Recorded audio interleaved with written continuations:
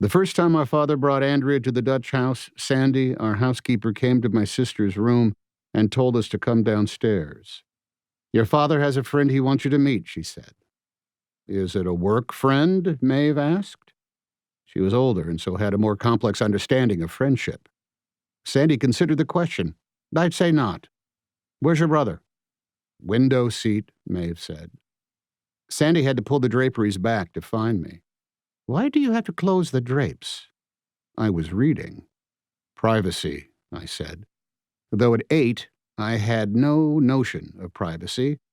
I liked the word, and I liked the boxed-in feel the draperies gave when they were closed. As for the visitor, it was a mystery.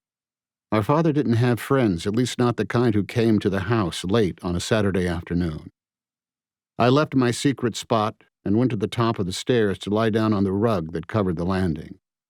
I knew from experience I could see into the drawing room by looking between the newel post and the first baluster if I was on the floor. There was our father in front of the fireplace with a woman, and from what I could tell, they were studying the portraits of Mr. and Mrs. Van Ubeek.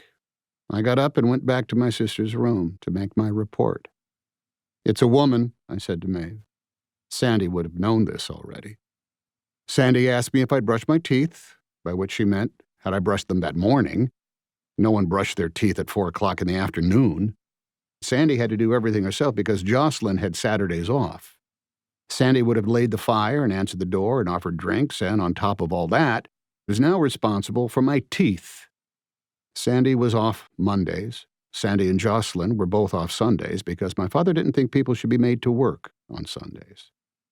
"I did," I said, because I probably had. "Do it again," she said, "and brush your hair." The last part she meant for my sister, whose hair was long and black and as thick as 10 horsetails tied together. No amount of brushing had ever made it look brushed. Once we were deemed presentable, Maeve and I went downstairs and stood beneath the wide archway of the foyer watching our father and Andrea watch the Van Ubeeks. They didn't notice us, or they didn't acknowledge us, hard to say, and so we waited. Maeve and I knew how to be quiet in the house, a habit born of trying not to irritate our father, though it irritated him more when he felt we were sneaking up on him. He was wearing his blue suit.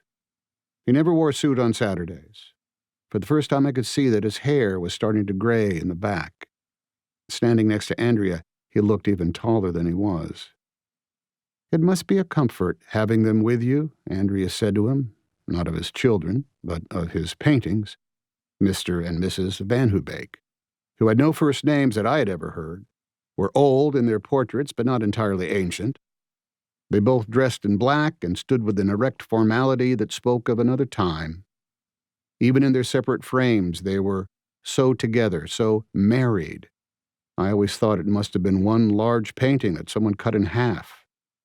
Andrea's head tilted back to study those 4 cunning eyes that appeared to follow a boy with disapproval, no matter which of the sofas he chose to sit on. Maeve, silent, stuck her finger in between my ribs to make me yelp, but I held on to myself. We had not yet been introduced to Andrea, who, from the back, looked small and neat in her belted dress, a dark hat no bigger than a saucer pinned over a twist of pale hair. Having been schooled by nuns, I knew better than to embarrass a guest by laughing. Andrea would have had no way of knowing that the people in the paintings had come with a house, that everything in the house had come with a house.